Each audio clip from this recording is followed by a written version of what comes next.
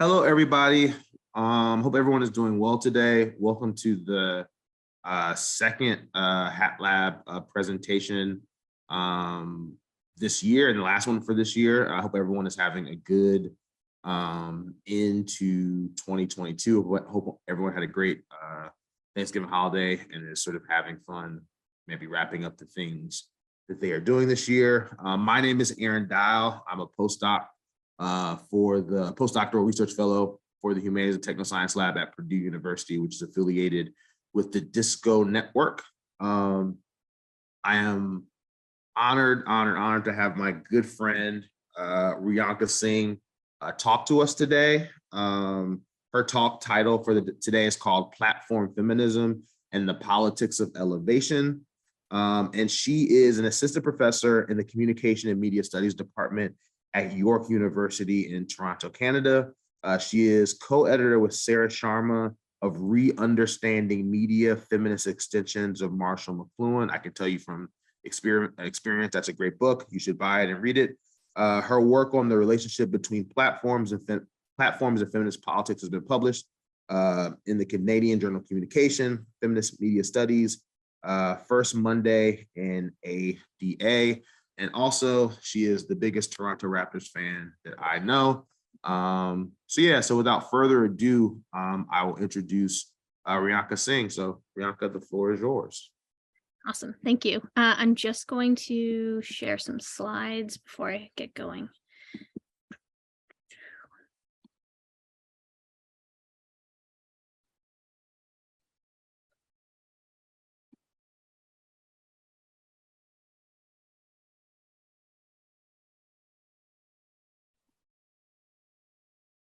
Is that good? Do you have me up? Yes. Yep. We can okay. See it. Great. Okay, cool. It's taken away everyone's faces, so I don't know. If you want to frown at me, you can. I won't know. Okay, so just before I begin, I want to acknowledge that I'm presenting to you from an area that's been the site of cosmopolitan and international human activity for over 15,000 years, and we want to honor the relationships forged and ongoing here. This is the traditional territory of many nations, including the Anishinaabe Mississaugas of the Credit and the Ojibwe peoples, the Haudenosaunee Confederacy and Wendat peoples, and is now home to many First Nations, Inuit, and Métis peoples.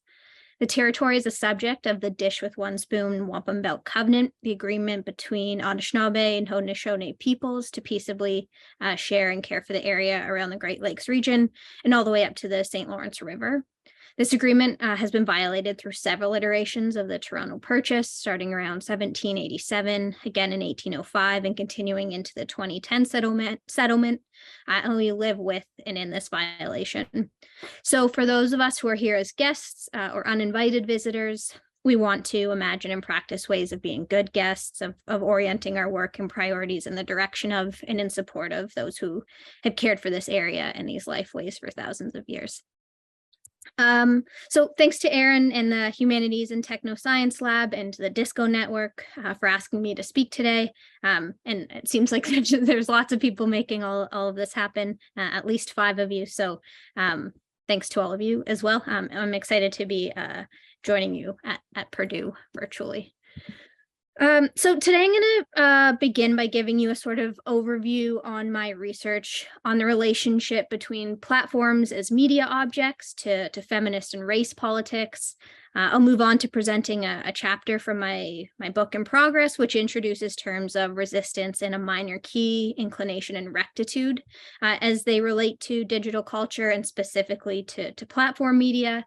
And then I'm going to end by sort of trying to account for the contemporary moment and asking how it might help us rethink platform power today, where to locate platform power, what it is, why it's maybe a little bit different from the way that other folks doing platform studies maybe understand power too. So my overall research outlines this sort of media theory, which I call platform feminism, for thinking about the feminist politics of platforms. It's one that's combining feminist media studies, critical race theory, materialist approaches to communication technologies, and what we might call digital platform studies. Although increasingly I've noticed that platform studies bros are pretending they don't have a special subfield, but yeah, that's a problem for another day, maybe. So I argue that that the platform is an overdetermined feminist object of empowerment within popular feminist imaginaries, but it's also somehow an under-theorized media or technology within platform studies. So this term platform feminism accounts for an elevated platform that has become synonymous with feminist action and empowerment. The idea of a raised platform for women, and I want to pause here and acknowledge that this is an often universalizing notion of women, has come to dominate popular imaginaries of what a feminist politics looks like, but also what constitutes feminist digital activism today. So I'm going to just back up and start with a sort of definition. I consider platforms to be any media object which either physically or metaphorically raise, elevate, and amplify people. So this, of course, includes what we commonly consider to be platforms. So here I'm thinking about social media platforms like Twitter and Facebook, but I'm also trying to think about other platforms like stages and pulpits and soapboxes. Later in this talk, I'll talk about high-heeled shoes as platforms. The slave auction block is a platform. My work challenges some of the sort of main tenets of this growing subfield of platform studies, because I argue that the focus within platform studies has really tended to be on the affordances and new sets of relationships that are taking on and through various digital platforms, but that the platform isn't examined as media, and it's instead assumed to be a sort of broker of power rather than as an extension of power. So I'm approaching the platform as a medium that actually structures the political rather than as a surface where the political is played out. And maybe this will be familiar to some of you. I know a couple of you here from Toronto, that this is an approach that's really indebted to Marshall McLuhan and Harold Adam Innes's media theory, because they provide us with this more expansive notion of what technology is. In particular, Innes famously developed the theory of time and space bias media. And so following Innes, I consider to be space biased media. They facilitate the expansion of decentralized power and adapt easily over time. And we see this adaptability by tracing earlier iterations of platforms and recognizing the ongoing effects that they have in sustaining inequality among those who mount them. So I'm turning to this media theory in order to ask questions about platforms' technicity. What does it mean to have a media object like a platform that elevates and amplifies people? And how has this platform become a sort of condition of possibility for popular feminist politics? The platform is this medium that appears again and again and rather innocuously at sites of struggle, and especially in the digital age. And this has been the case since at least 2016, when the platform has been especially tied to expressions of what Sarah Banet Weiser calls popular feminism. For example, the Women's March, with its pink knitted hats and witty signage, emerged in 2017 as a symbolic grand counter narrative to the Trump administration. Alongside the march, #MeToo and Time's Up are these other expressions of popular feminism that have really dominated popular discourse and popular scholarship in feminist media studies over the past few years. In 2017, I attended the Women's March in Toronto. I was following Me Too discussions in the news. I was tracking responses by feminist media studies scholars to these popular movements closely as well. And as many Black and Brown, Indigenous, and queer scholars and journalists and activists have all since pointed out, all of these events were overwhelmingly straight and white, both in composition, but also in how they were organized. And for me, it wasn't just the megaphones or the Patagonia down-filled jackets or the expensive granola bars and the pussy hats that were straightening and racing these popular movements. Nor was it the fact that Me Too only gained popularity when white celebrities started tweeting that they too had been subject to sexual abuse in Hollywood, even though the hashtag was first used by Black civil rights activist Tarana Burke more than a decade earlier. Right, we've heard this story. We tell it to our students all the time, I'm sure. Instead, for me, it was actually the role of the platform, an object that significantly mediated all of these events and structured these popular movements in ways that were being missed upon first glance. Significantly, each of these feminist mobilizations has relied on social media platforms such as Twitter and Facebook. Such social media platforms really lend themselves to making feminism visible and accessible. Digital platforms circulate news of upcoming marches, and they serve to re-elevate the celebrities and feminist heroes who stand on stages and make speeches to rally a crowd. Feminism through the platform is a digestible type of feminism. What these recent popular examples show us is that the platform has really reduced feminist politics to simply showing up and making your voice heard.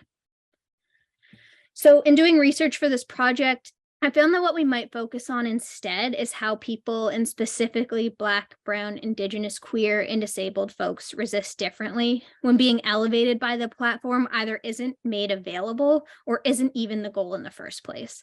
And this is sort of the key point to this project, so I'm just going to repeat the sentence. What we might focus on instead is how people, and specifically Black, Brown, Indigenous, queer, and disabled folks resist differently when being elevated by the platform either isn't made available or isn't even the goal in the first place. They're still resisting in a technological environment where platforms exist, and what I found is that they seem to be organizing not with platforms, but in despite of them. So in other words, what my research has found is that for these groups, the political utility of the platform is not assumed. And if there is any political utility to the platform, it's not at all similar to what we see in these popular forms of feminist action. Again, what I'm terming platform feminism. Scholars of feminist and class and Black geographies like Doreen Massey and Catherine McKittrick tell us that space has to be negotiated differently for people marked by race, gender, sexual orientation, class, and disability. So for me, this isn't about just having a feminist intersectional analysis, but it's rather the very fact that those who live life as intersectional are developing spatial strategies, everyday methods of negotiating space and moving through the world as both a response to dealing with institutional rules for particular spaces and for their very survival. For some, the differential strategies that emerge are focused on factors like safety, escape, concealment, and care over that of amplification and the popularizing of resistance movements. So this might include everyday things like traveling in groups, choosing to walk the streets only at specific times of day, setting up protests that are proximate to locations that might signify safety. So for some, this is police stations. It could also be a hospital. These are all time-consuming and well thought out strategies for survival, and so we shouldn't just read them as sort of minor details.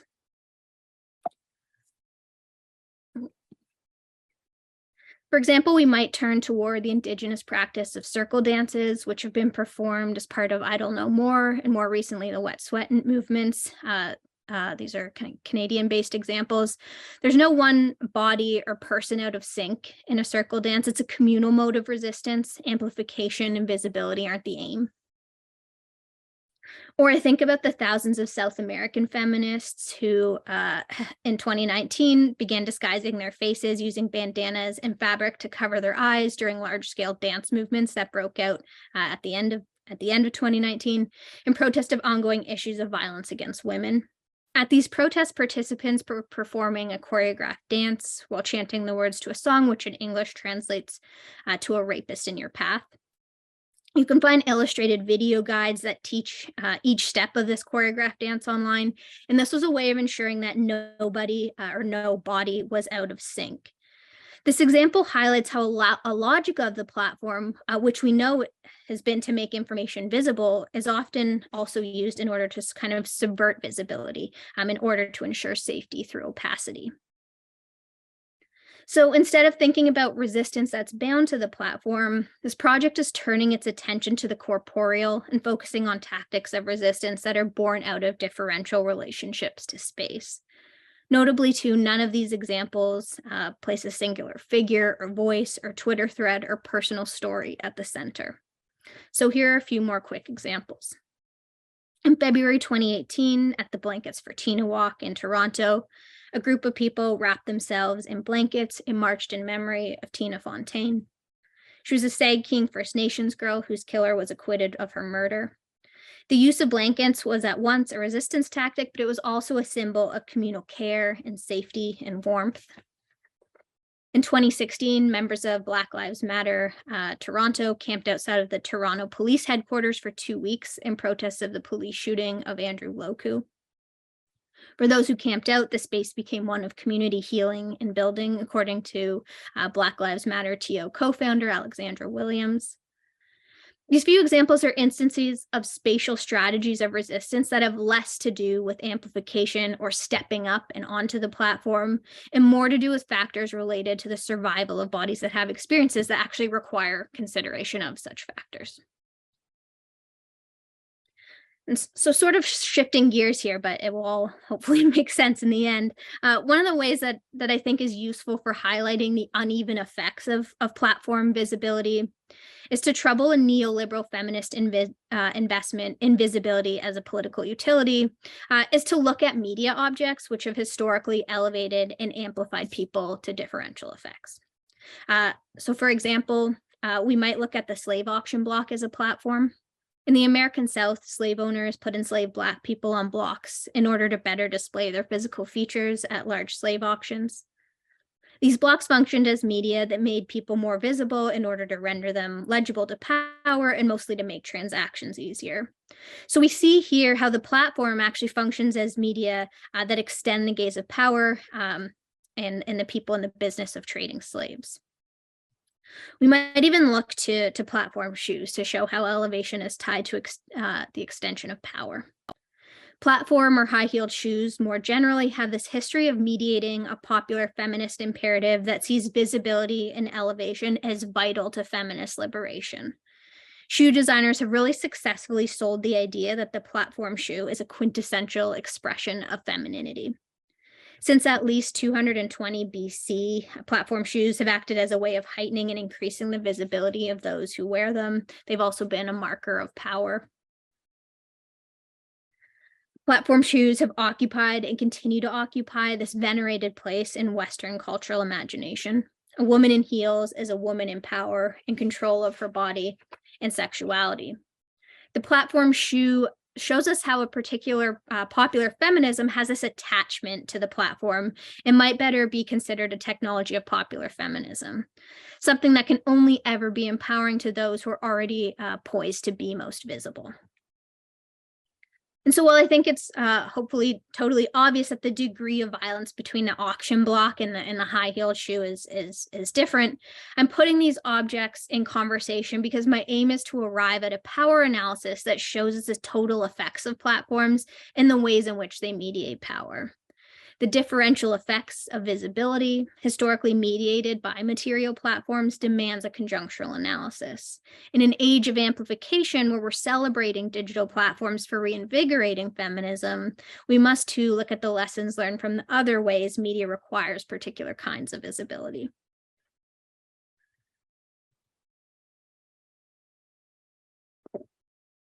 Okay, so I've so far set up this talk to show you that as part of the amplified stage, digital platforms facilitate increased visibility.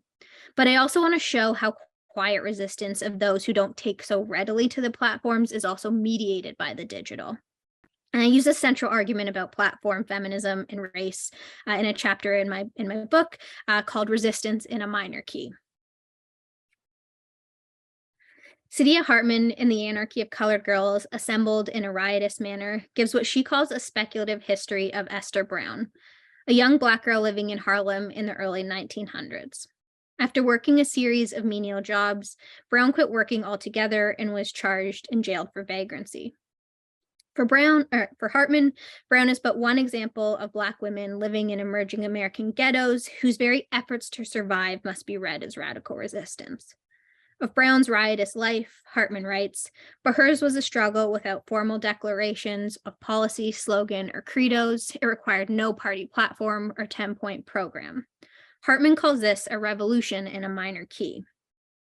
Hartman's theory of a revolution in a minor key stands in direct contrast with the relatively new waves of popular feminist protests that broke out in North America and beyond over the past decade. While popular feminist movements have relied on amplification, minor key resistance does not register so clearly as protest. It's often restrained and might even be read as dissonant, but it's also quiet and based on care. In 2018, I began interviewing different community organizers across North America, looking for these quiet minor key modes of resistance. Over the course of 2 years, I spoke with a number of community organizers, artists, technologists based in different parts of the continent. So next, I'm going to focus on one of the stories from, or a couple of the stories, I guess, from this research. In this example, I locate forms of resistance and protest by groups whose choice not to amplify shows that digitally mediated resistance and feminist struggle go beyond recent examples of popular feminism. So in November 2018, I spoke on the phone with Caden Mack, a community organizer based in Oakland, California, who's a trans masculine person of color. As a community organizer and technologist, Mack has co-founded grassroots media startups and sees the internet as essential for the survival of queer people of color. For Mack, who grew up in suburban Michigan, AOL message boards made connecting with people like them possible. This was a practice that was life-sustaining in their mostly conservative hometown. Mack and I spent most of our time talking about how their approach to digital technologies, both personally and professionally, are centered around care and survival of marginalized communities. In our interview, Mack weighed obvious experiences of online abuse against more joyful and life-affirming moments online before telling me that platforms are voluntary systems of care. They recalled how relief efforts following a fire at an artist collective made an otherwise careless platform a potential site of care. The Ghost Ship Warehouse was an industrial building that served as a work-live collective for artists in Oakland, California. On December 2nd, 2016, the Ghost Ship Warehouse was hosting an electronic music party when it caught fire. 36 people died in that fire, and many others lost their homes and artist studios. Many of the artists working and living out of that warehouse were queer folks, people of color, and after the fire, those who survived were in need of life-saving necessities. In an effort to provide goods to those who lost their property, in the Ghost Ship fire, wish lists were set up on Amazon. An Amazon wish list, for those of you that don't know, documents what items a user has searched for and needs, and it's shareable. Others can access the wish list and purchase the listed items, which will then be delivered directly to the user who requested them.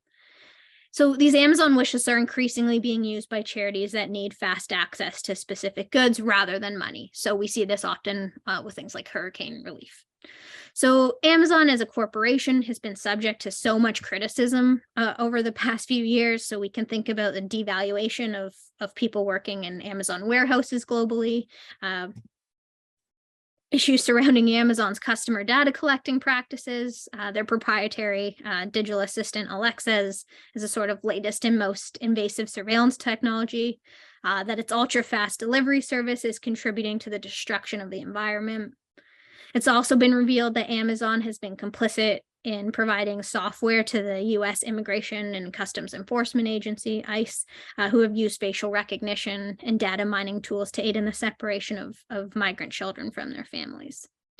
So at almost every turn, Amazon is doing something worth protesting against. And although Amazon's practices and culture are very obviously problematic, I think it's also possible to consider this company's violent way of operating in the same frame as it is to think about its use during the Ghost Ship relief efforts. In other words, the case for Amazon wishlist as a site of care isn't to refute the sort of varied and serious critiques of the site, but to name it as a site of care is to ask what it means to incline toward a site of violence like Amazon. Feminist philosopher Adriana Cabarero's theory of inclination is really useful here. Caballero argues that vertical posture, or the figure of the upright man, has historically, and especially in philosophy, come to stand for the empowered subject. By contrast, the image of the body bent over, inclined toward an object, is a display of vulnerability. To be inclined toward something also suggests weakness or an absence of will to remain upright.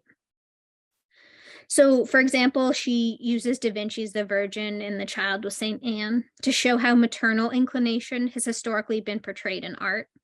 In this image, we see Mary sitting and inclined toward baby Jesus. The point here is that the maternal figure is being pulled and against her will toward that which she must care for. So in this case, it's her child. Care is represented by the gesture of inclining and is therefore understood kind of historically to be a weakness. But the new postural geometry that Caballero is proposing is one where inclination gets equated with care and where care is politically revolutionary. As Caballero puts it, inclination could work as a module for a different, more disruptive and revolutionary geometry, whose aim is to rethink the very core of community. So a feminist perspective on inclination as a gesture of care calls for reading bending not as a weakness, but as a posture that actually sustains community. And so what if activating on the margins might simultaneously mean standing up to and resisting companies like Amazon, but also being inclined toward its unanticipated life-sustaining functions? So in the case of the ghost ship fire relief efforts, Amazon gets used to facilitate survival. I think we can read this example as a feminist tactic that's centered on inclining toward a site that it also, of course, makes sense to stand against. We have to embrace bending in an age of amplification that tends to measure who's standing the tallest. The turn toward thinking about resistance in a minor key is not to discount forms of digital activism that center speaking out. Instead, it offers an expanded understanding of resistance grounded by examples of tactics employed by those for whom amplification is not the goal. Sometimes this means refusing normative ways of technologies. Other times it means recognizing that in this age of amplification that's led to the celebration of platforms as tools for making voices heard, visibility actually becomes antithetical to the survival and care of particular communities.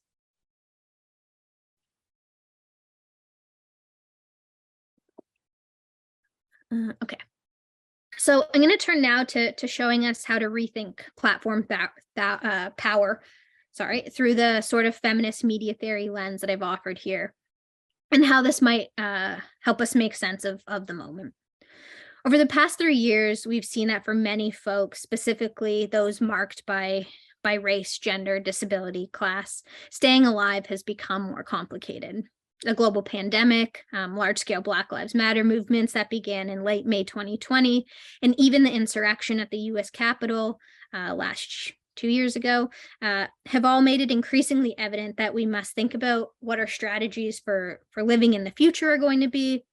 And that I think these are questions we could turn to media and communication studies in our studies of platforms to think through. So take, for instance, the beginning of the pandemic in Michigan, when a group of armed protesters stormed the Capitol, carrying guns and demanding that stay-at-home orders be lifted. Since this first protest in Michigan, similar demonstrations have been carried out across the US, as well as in some major Canadian cities, most notably in Ottawa, but also here in Toronto and in Vancouver. In Clearwater, Florida, a group of demonstrators rallied outside of the courthouse in the protest of the state's ongoing shutdown of gyms. I bring this one up because it's my favorite and just the dumbest one. The assembly of demonstrators began doing push-ups and squats, holding up placards that read, "Give me gains" or "Give me death." These are now well-known protests that perversely overemphasize the products of a politics oriented around logics of platform visibility, and indeed to this idea of rectitude or standing up to and against. They're so clearly not oriented around ideas of collective care or survival. But platform-mediated care has also presented itself over the last 3 years in efforts of mutual aid, for instance. The use of digital platforms during this time has been really simple and effective. Google Docs and Facebook groups have been used to organize mutual aid across the world. For instance, people have organized porch drop-offs of home-cooked meals for those struggling to pay for food here in Toronto. Even as people began convening again in May 2020 and in June 2020 to protest police brutality, there's been a really notable shift in an emphasis on care and survival. In Toronto, for instance, people attending Black Lives Matter marches in that summer of 2020 were wearing masks. They were passing out pool noodles to help observe social distancing. They were passing out hand sanitizer and gloves. But we saw this kind of care at the Black Lives Matter protests alongside a gesture previously tied to Black resistance, that of kneeling, being appropriated by power. For instance, former Toronto Police Chief Mark Saunders, Justin Trudeau, cops in the US have all kneeled with protesters for photo ops. in another example, dumb example, during a Raptors game, singer Jessie Reyez kneeled while singing the national anthem wearing a Breonna Taylor mask from the top of the CN Tower. And as I was watching this, I couldn't help think about what it means for someone to kneel while also being elevated to the highest point in the city. This strips the gesture of its meaning to me. It highlights why a media theory of platform elevation might actually help us understand protest right now. So these gestures show us the limits of amplification for feminist and race politics. They show us how these are things that so often get appropriated by power. But outside the confines of platform logics, this sort of misuse gets harder. Power cannot so easily appropriate how we collectively care for each other. So I think a study of platform media will remain a really important way to think through this problem. I've also been taken more recently with how the January 6th insurrection might make us reconsider elevation as a potential feminist strategy too. The insurrection, I probably don't have to give context to a bunch of Americans here, but I will. Staged by Trump supporters, called to action by the president himself via his Twitter account, stormed the Capitol building in an attempt to overturn the 2020 U.S. presidential election. Immediately, the role of social media platforms played in the violent breaching of the Capitol became really evident through ongoing discussions of what it might mean to deplatform Donald Trump and his supporters. We saw this in the sort of uptake by media and communication scholars who all do this really vital work on platforms and their policies as they began identifying the need to focus on platforms, content moderation, and think about how platform companies gatekeep public discourse. And while I thought that these were all significant concerns, I think they still leave questions about the sort of assumed political utility of platforms, which I've been trying to get out for the last half hour here. For instance, images of insurrectionists scaling the Capitol circulated on and after January 6th. Again, we're seeing this sort of climbing upward.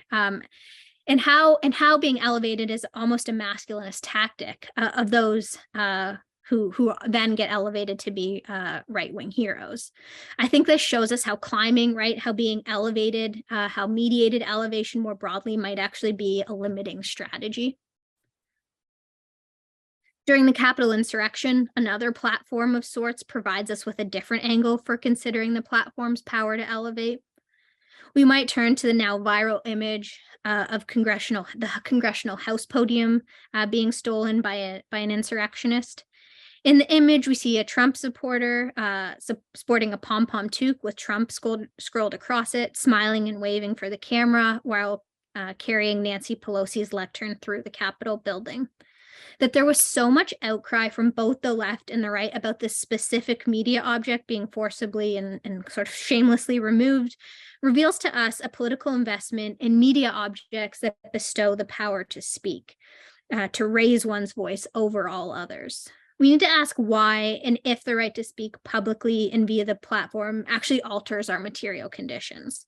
In other words, we need to return to the logics of the platform as media objects that elevate and amplify, to consider how our investment in these media objects might actually limit the potential for other forms of resistance and modes of living today. The presence of the platform does the signifying work of democracy in action. It's a democratic veneer for the people, one that gestures toward the potential for social change. An elevated idea or phrase, thought, body, or slogan can be understood as the idea of democracy facilitated by the platform. What's pressing about research on platform elevation is a need to understand platforms as long-standing media devices of elevation and amplification that have come to structure the social and political. So related to this is this third set of images I think we might focus on instead, and they're of the Black and brown folks who were tasked with cleaning up the Capitol following the insurrection. I guess about a month and a half ago, footage of the insurrection was released that includes the Speaker of the House, Nancy Pelosi, expressing her concern with the time it will take to, quote, clean up the poo-poo that they're making all over, literally and figuratively, in the Capitol. And I'm really interested in these images of people that are literally crouched, kneeling, right, down low, cleaning, because I think it illustrates that we might instead turn our attention away from those elevated to the sort of labor that's required to maintain the platform in the first place. My work makes the argument that feminist strategizing needs to go beyond the platform and platform-mediated elevation. The underpinning proposition of this research is that feminism must go under the platform, behind it, and recognize the organizing labor, the politics of social reproduction, the intertwining and often at odd demands of care and visibility, and the uneven desires for legibility that are often actually obscured by the actual medium of the platform and our increased sort of focus on it as we do digital studies. We see in these examples, or in these images, examples of the organizing labor and the politics of social reproduction that are so often left to Black and Brown people that have obviously been obscured by our investment in who has the right to speak. For some, to be elevated by the platform is a politically powerful position because it extends visibility. You can both be seen and see more when you are elevated. And contemporary and popular feminism's reliance on the platform is concerning because its dominant spatial strategies are based on an assumption that elevation and by extension visibility are experienced uniformly.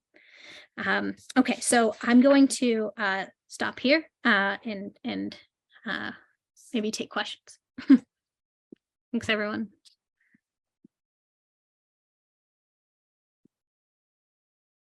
Thank you so much, Rianka, for this just amazing, thought-provoking talk that you gave.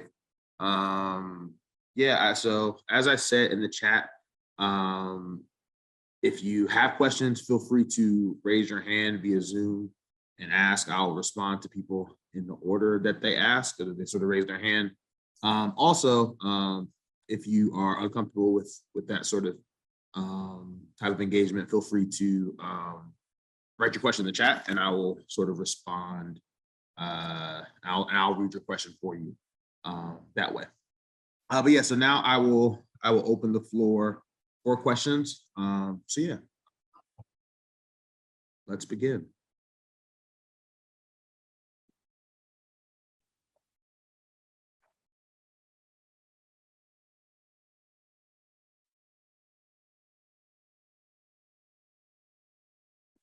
Okay, so I guess if no one has a question right now, I will sort of start. First, Rianka, I've been sort of, I think in my own work on sneakers and stuff, really been sort of thinking about the sort of idea of the platform and how athletes sort of think of the platform, specifically basketball players, in light of the sort of Kyrie Irving sort of Amazon promotion of the, I guess his tweet promoting the Hebrews to Negroes anti-Semitic video via his Twitter page, and then sort of his response saying that sort of his retweet or reposting of that video is not sort of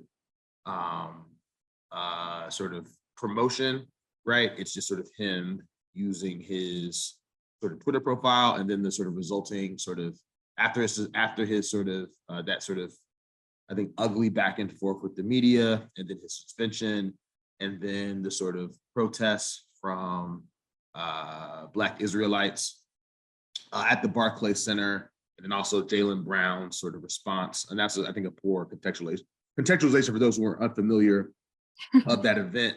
But I'm curious sort of, and then also I think more recently, LeBron James's response, question to the media last night about the sort of Jerry Jones footage, asking I think a very sort of valid question. Why are you not asking me about sort of Jerry Jones photo, when a picture of Jerry Jones when he was 14 that's been unearthed recently at an integration protest in Arkansas. And so I guess the question I have for you is sort of, when sort of considering sort of race bodies using sort of platforms like social media, and particularly sort of Black and brown bodies who have been elevated, right? So Kyrie Irving, LeBron James, Jaylen Brown, some of the athletes I've named are sort of have been wildly elevated because of their celebrity status and branding deals from their athletic greatness and accolades. I'm curious, sort of, one, maybe sort of what you make of that sort of specific thing in the light of your sort of book studying platforms, but two, sort of, what do you make of sort of in general, sort of this idea that sort of when we use our sort of personal social media sort of accounts to sort of repost, to quote tweet, to retweet, to like, to comment, right? What do you sort of make of the fact that sort of we are all being folded into a very expansive but very sort of intimate sort of all encompassing capitalist regime of sort of promotion and sale? I know that was a long question, so sorry about that. It's okay. I know you just wanted to ask a basketball question, but No, I did. Yeah, just I kidding. did definitely. I mean, yeah, I think so. In part, this is like a sort of question about platform content, and what I want to do is stop thinking about the content or like what gets shared on platforms and how they're sort of like what sort of politics they're mediating. And so what I've been interested in here is why the only possible and available response is to speak up, right? Is to wait on Kyrie's apology, for example, right? So like, what about the sort of like conditions that the platform has created requires voice, right? And requires this overemphasis on speaking up. Why is like quietness not available or an option? Which isn't to say, right, that Kyrie should have said nothing and that would have been okay. But just, and we kind of like see this yet like the thing with LeBron yesterday asking like, why aren't you asking me about this other thing? He's doing the same thing, right? He's like, he's asking about why people keep asking him to talk, which is like, if you read someone like Kevin Quaishi, who like talks about what the sort of like politics of being quiet and in silence, and why is it that these Black men are always being asked to speak on their platform. I think that's really interesting right now, right? The sort of like emphasis on, if you have a platform, you must use it to be loud. Why is interesting. No, and then no, it does answer my question. And then I guess if no one else has a question right now, I'll ask a follow-up. Does anyone else have a question? Because I'll happily pass the floor right now. Okay. Ask your follow-up, Aaron. No, ask your follow-up and I'll ask it. Okay, yeah. So speaking of this sort of idea of sort of being like the sort of the structure of platforms sort of requires sort of this idea of speaking up, where up is sort of both sort of a sort of mediation of height, right? But also mediation of sort of amplification, right? So speaking louder, right? I'm curious sort of what you make of, and I thought about this when I saw your sort of image of the Trump account and the egg after it had been blocked. I'm curious, what do you make of sort of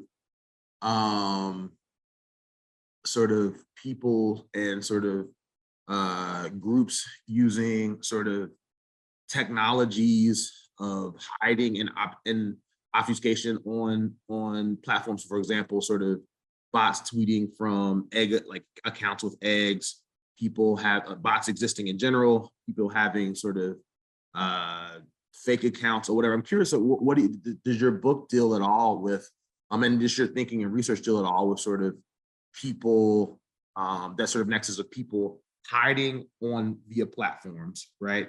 But also using that sort of camouflage as a way to sort of speak up and speak loudly about things that they may be uncomfortable saying or sharing as under their own name.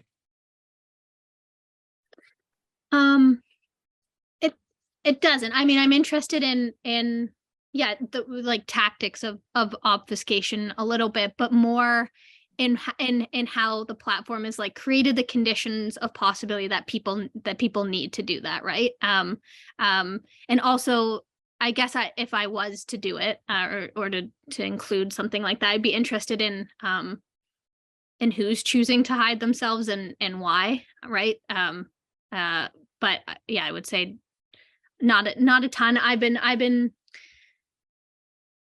I'm interested in the fact that like if we go to the January 6th insurrection, that like no one thought to mask their face at that, right? That they were like so proud of their stupid faces like circulating on the internet, like that photo of the guy stealing the lectern, he is smiling for the camera, which like speaks to this sort of right relationship to space and to the law, I guess, that's interesting to me, right? The people who don't seem to feel the need to hide in any way. And I guess like related is, why is it that our feminist tactics seem to be taking up those same sort of politics? Or like, why is it that popular feminism wants to adopt those same or use those same politics of the right to be loud and to be seen, right? Why don't we try something different? Is sort of my question. Thank you so much for answering both of those questions. I really appreciate it. Ray, I think you had a question. Yeah, so I have a question, and I have to apologize. I'm so sorry that I missed most of your talk. Okay. But basically my question is going to come from where I was before. So part of it is that, so how do you think about we'll just call them opposites of kind of public digital platforms versus the dark rooms of power? So I work for the National Science Foundation, and I just came from a dark room of power. Meaning that what happened in that room, decisions were being made. However, there is no voice, there's no platform, there's no projection, there's no performance, there's no public action of that power besides legislation, something happens, dark, cloaky rooms. So I think the question is, right, can the platform be a way of exposing the power that is actually cloaked in the dark rooms? Or is it just this public performative expression of anger, violence, happiness, joy, being an asshole, being a beautiful person, when there are other things going on under the surface that, in a sense, is a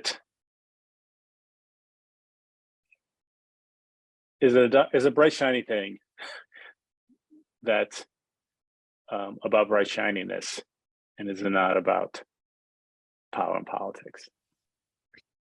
Yeah. Okay. Yeah. I mean, I think so. Yeah.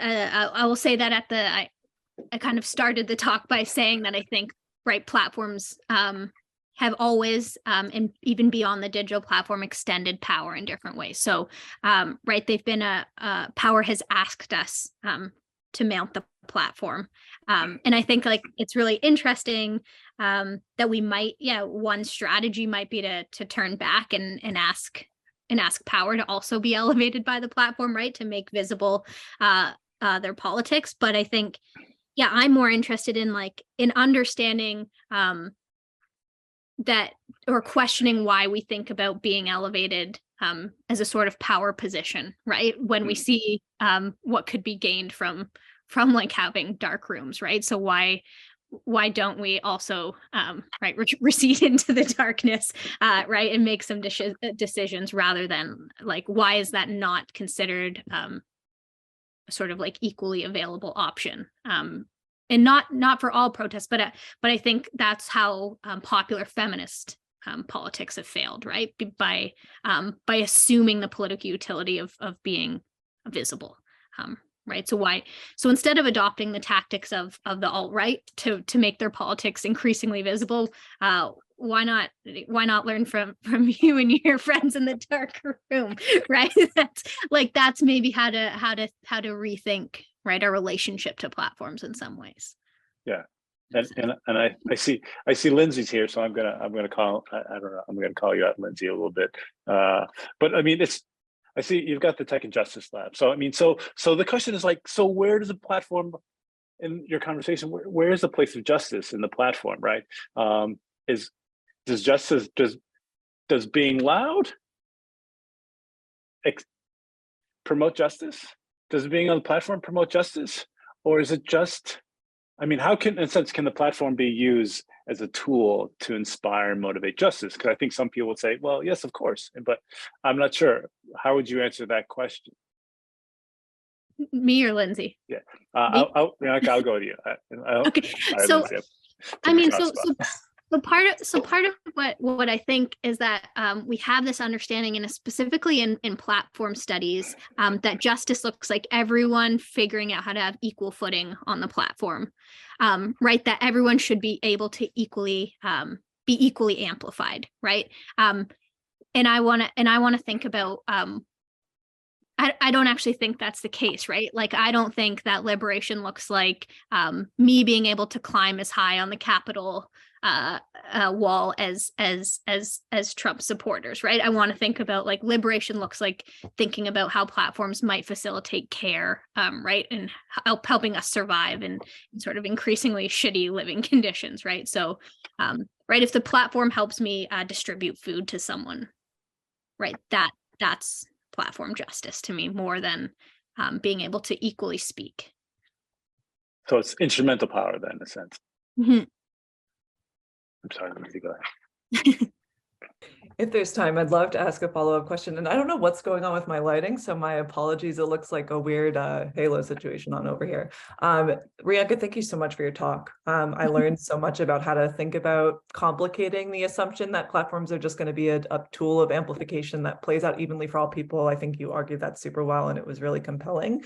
I think the example that was difficult for me to wrap my hand around was the Amazon wish list in particular, right?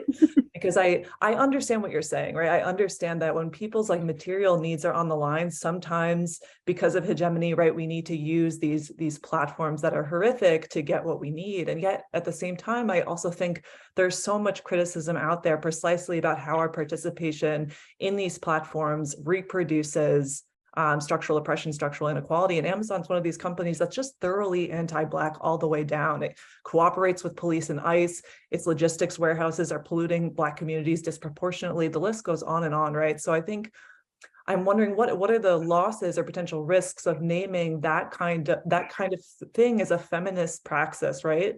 Especially if your feminism's intersectional, if it's anti-capitalist. Yep.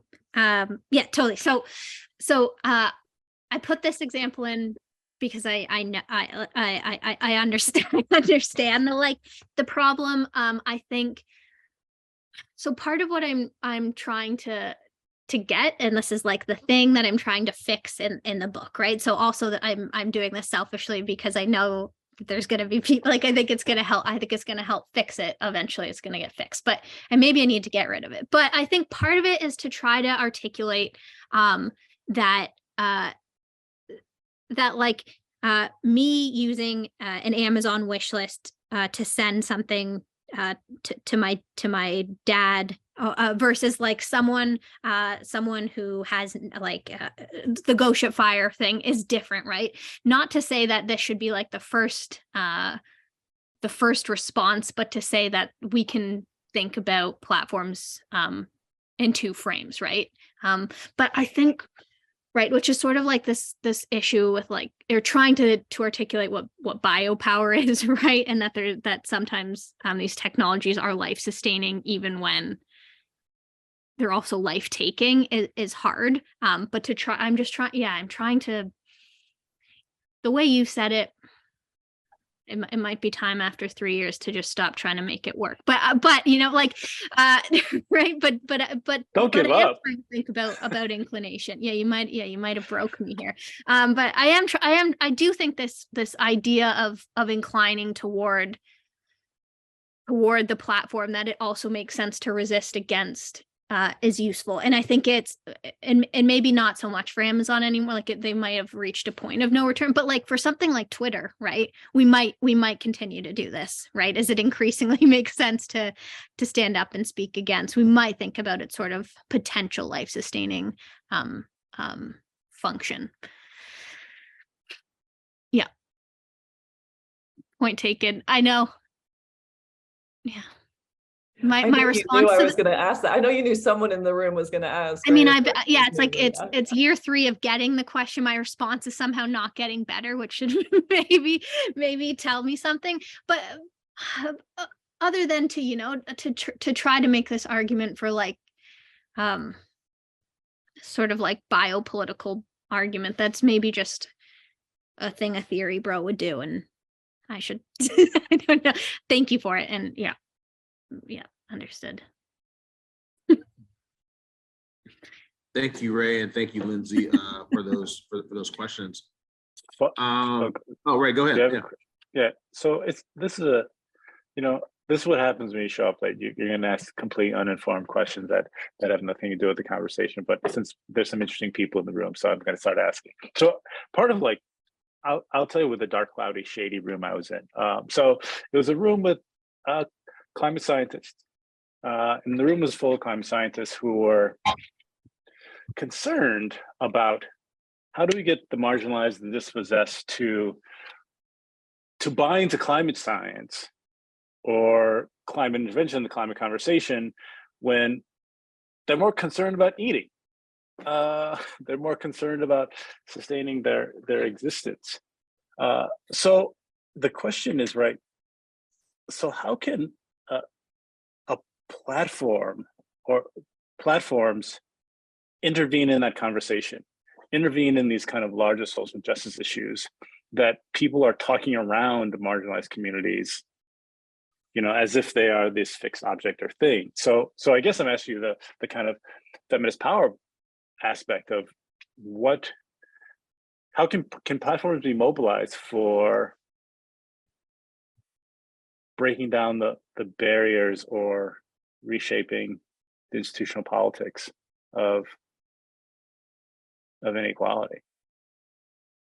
Rianka, I guess before you answer, do you mind if I interject real quick? Because I find that sort of question sort of very interesting while you gather your thoughts. To me, I think the sort of like positionality, Ray, of I imagine these are sort of really sort of prominent climate scientists in this sort of dark, I'm assuming, Zoom room of power, and sort of thinking about sort of the question, sort of how do we get, at least as you framed it, right, which I'm sure is a paraphrase of the sort of thinking sort of going on, sort of pinging around back and forth. How do we get the sort of, as you said, marginalized and dispossessed to think about sort of the holistic future of climate and the dangers of sort of dangers looming from climate change on all of us when they just want to eat, as you said, right? And so, and like that question is sort of wild for me because the sort of thinking, and this is where I think sort of gets to Rianka's work really, really well, is sort of this sort of when you are sort of high on the platform, as I imagine these men and women and people were, right? You forget it, the sort of conversations become literally so high-minded that you forget that sort of there are people on the ground who are just thinking about, as Rianka said so well, survival, right? Like this question, like how do we get them to think about climate when they just want to eat, when eating is a biological necessity, right? I think it's sort of really, really interesting and really sort of speaks to sort of some really interesting synergies and brings us some really interesting sort of nuggets in Rianka's work. But Rianka, I'll let you sort of take that. Yeah. Yeah, I mean, my immediate response is like feed people first, and then figure, like that seems to be the first sort of line. Not right? in that room. yeah, that's like I think that the sort of point here is that we're so limited by our sort of investment in making sure everyone has a voice, that we're using platforms to make sure we include marginalized folks on the platform, that we aren't thinking about the material needs first. and like, why not, right? Like, how we might use platforms is through the use of Google Docs to see who's hungry and how do we feed them, right? Not like before we do these other sort of like large conversations. Yeah, and I mean, I'm troubled by like the appropriation of the language of co-production, right? Co-production has in these environments that has been just another extractive term. Oh, we can co-produce this with the people, which actually just means what do we need to extract from them to get them to silence them and move forward without their approval or consent. So yeah, I'm troubled with that. And almost a way that then the platform actually gets used by power in a different way, right? To say like everyone had a chance to speak up. Yeah, and I think that's the thing. Like that perception that everyone has the platform is equal to all people is deeply troubling, right? It's not this egalitarian democratic platform. No questions. Yeah, so yeah, I guess first I'd like to sort of open it up, the conversation. And thank you sort of Ray and Lindsay and Rianka for asking us, but I'd like to open the conversation. If anybody else wants to sort of interject at all and sort of and shift the perspective, we'd love to hear from you. So does anyone else, would anyone else like to say anything?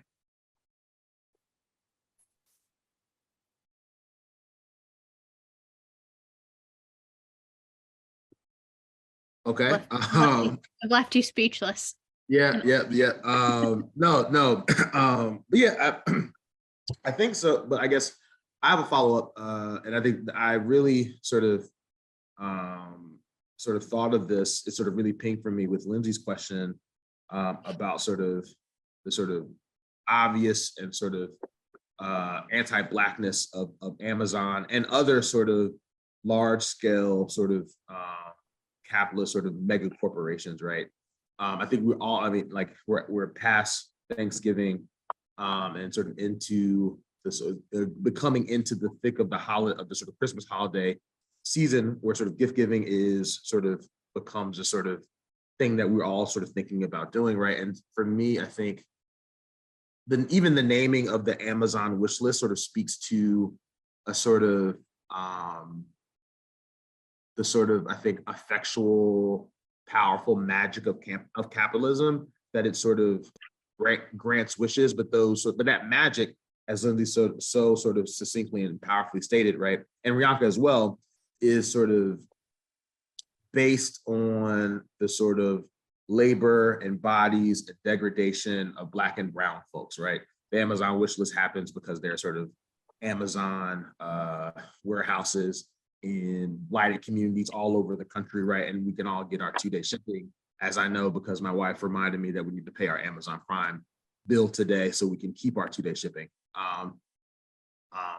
But yeah, so, and I'm thinking about that same question, I think from a different perspective, and sort of thinking about sort of sneakers, right? And how sort of like the magic of things like Nike Air, right? The Jordan Jumpman, right? Sort of plays through that sort of same sort of symphony or collision of this idea of this capitalist magic of consumption that is sort of built on the back of or built in and through sort of heavily resourced, highly sustained platforms, right?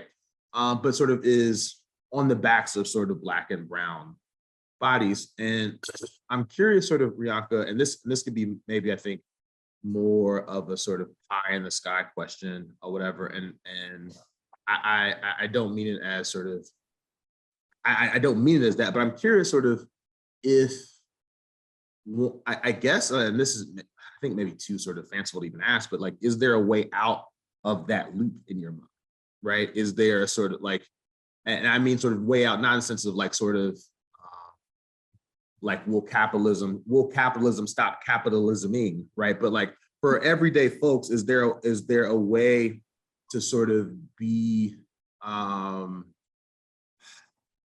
just better when thinking about platforms. And I want to say like everyday folk, like me, like the people in this room, like to just to be better when thinking about platforms, thinking about our engagement with platforms, thinking about the people we sort of try to share our platforms with, and stuff like that. Yeah. So I mean, yeah. So I guess that's my question, but really it's sort of a meandering thought, though. Yeah, and it's tough, like to sort of return to Lindsay's point. Like I think about I think about I had during when I was doing interviews for this project, I talked to an activist who said that the way that they think about platforms and care is that when they run out of money at the end of the month, their friends send them meals using Uber Eats, right? And that is like how they make it to the end of the month until they might get money.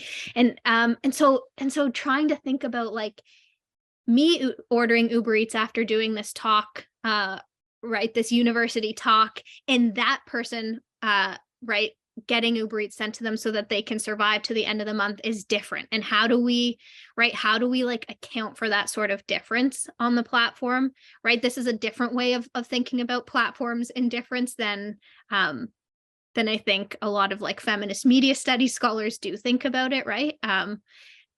It's really hard, and you can see like the problem you sort of immediately butt up against, which is what like Lindsay pointed out so well, right? And like stop me in my tracks, because every time it does, because of course there's this other massive problem, right? It's like on the backs of other Black and brown folks, right? But we also know that care is unequal, right? We know like this is something Michelle Murphy like lots of people do this really well. So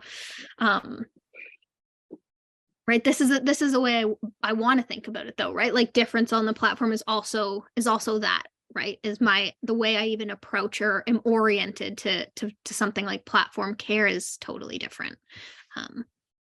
And how do we, because I do think we need to account for those moments somehow. But how to do it is really complicated and difficult, I think. Thank you so much for that. For that question. I think Lindsay, I saw you. Were you raising your hand? Yeah, please. I was just thinking about something. I'd be curious because I'm thinking about that knot, right, Rianka? I'm wondering if like one of the challenges there is also the way that like it's a type of politics with the wish list that's also very individualized, which doesn't mean that, right? And you talked about this a little bit too in other contexts, right? It doesn't mean it's not important or valuable or worthy of us thinking about both its limits and the material problems it helps solve in the present.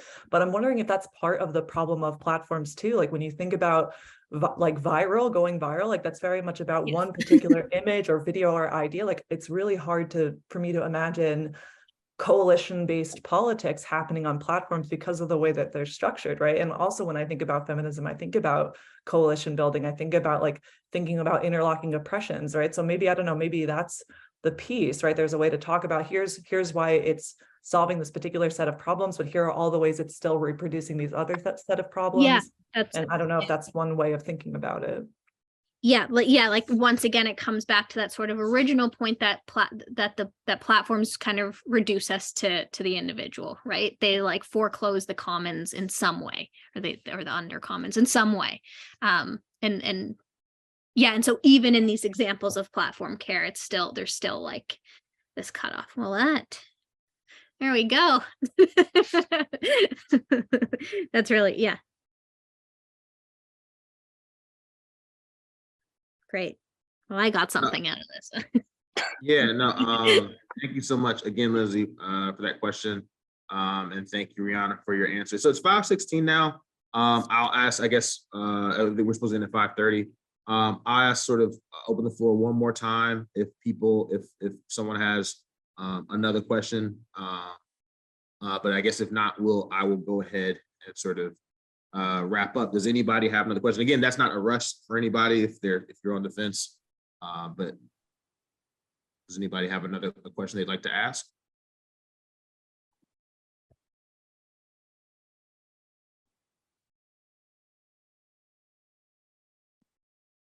I think that's Okay. a wrap. Yeah, I think that's a signal. So first, I want to thank sort of Rianka Singh again for giving this amazing sort of thought-provoking thought, and really sort of as personally sort of helped me in my own work and thinking about platforms. And then I want to make sure I thank Annette Blau, who was our captioner for today, and Andrea Furr, who is the program coordinator for the Hat Lab, for all the sort of behind the scenes work that they have done to make this event possible and make this event run smoothly. And then lastly, I'd like to thank each and every one of you for coming, hanging out with us as we talk about some cool and interesting things. With that being said, this will be the last Hat Lab talk for 2022, but stay tuned. We'll have some more talks in 2023, and I hope